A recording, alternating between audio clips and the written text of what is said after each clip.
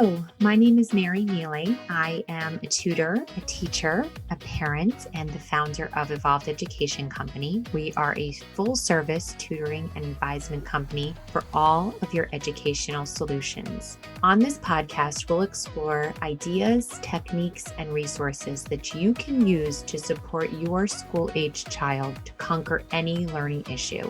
I'm so glad you're here. Hello, everyone.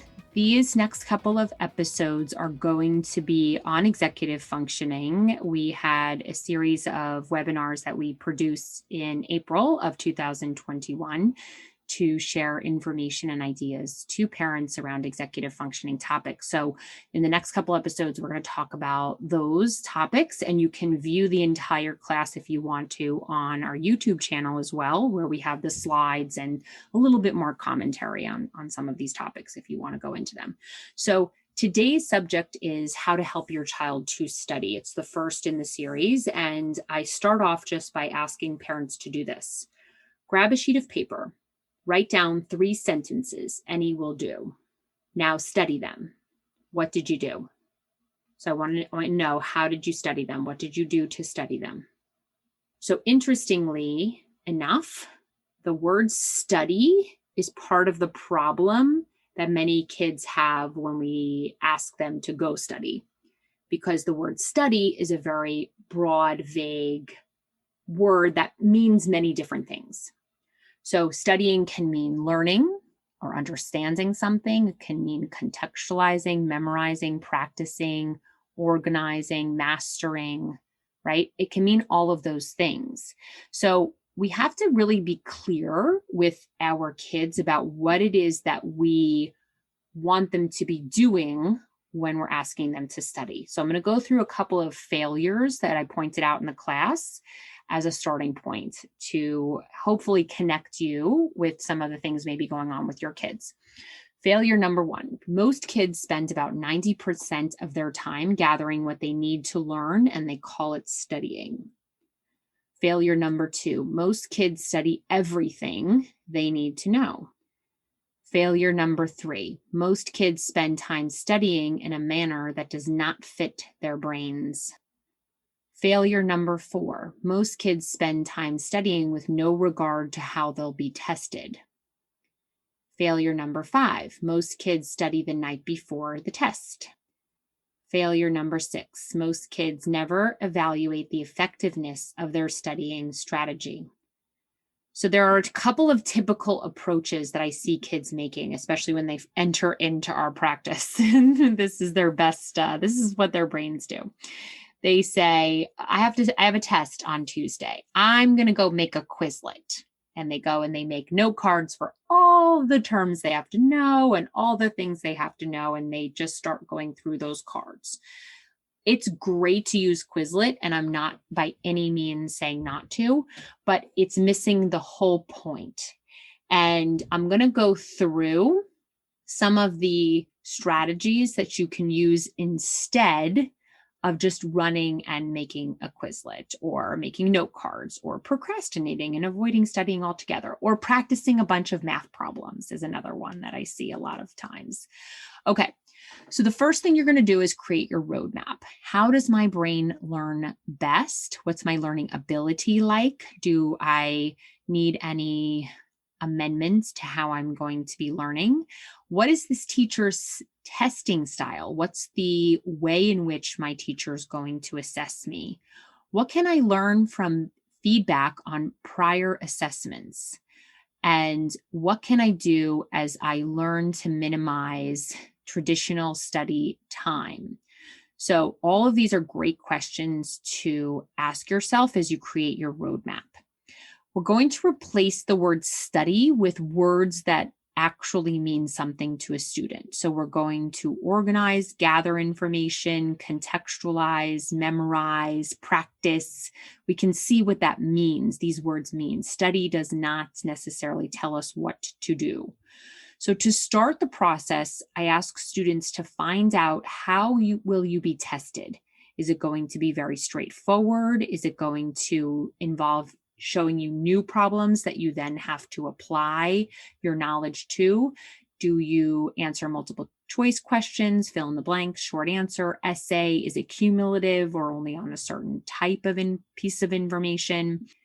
How have you been tested in the past? And this is where students can learn about their teacher avatar, which I talk about in a future episode. But essentially, I want them to be very clear on what's going to be important based on their past experiences of being tested in this class. And if it's their first time, it's going to be a little bit of trial and error till you get there, you know? So the first step is to gather everything that you need to know. Then you're going to apply the stoplight strategy. So the red is, I don't know this, I need reteaching.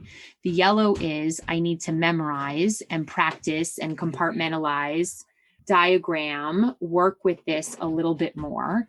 Green is, I know this 100%. I've got this down. I kind of don't need to work with it anymore. So we're only really going to work with the yellow and we're going to work with the red when we study. This will decrease also the cognitive load and make studying so much more helpful and a much more effective process. So we're going to memorize. We need to work on our memory strategies when it comes to the yellow piece. We sometimes need to memorize. We need to practice the information. So when we memorize, we want to put the information in context and use a process that's going to work for us with this information. So I don't want you to really think of yourself as a visual learner or a verbal learner or a kinesthetic learner. I want you just to use any of those different ways of memorizing with this information. So whatever works for you to remember, that's what I want you to do. Okay.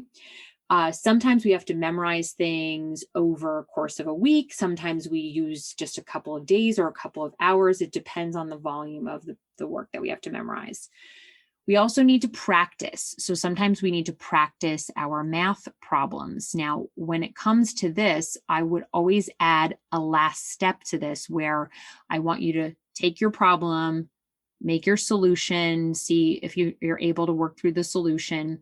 But then take that last column, if you're making a 3-column sheet when you make your study guide, take that last rightmost column and write little notes to yourself. Like, what do I need to remember for myself when I'm doing this kind of problem? What do I keep forgetting? What do I need to really think about when I'm solving this problem?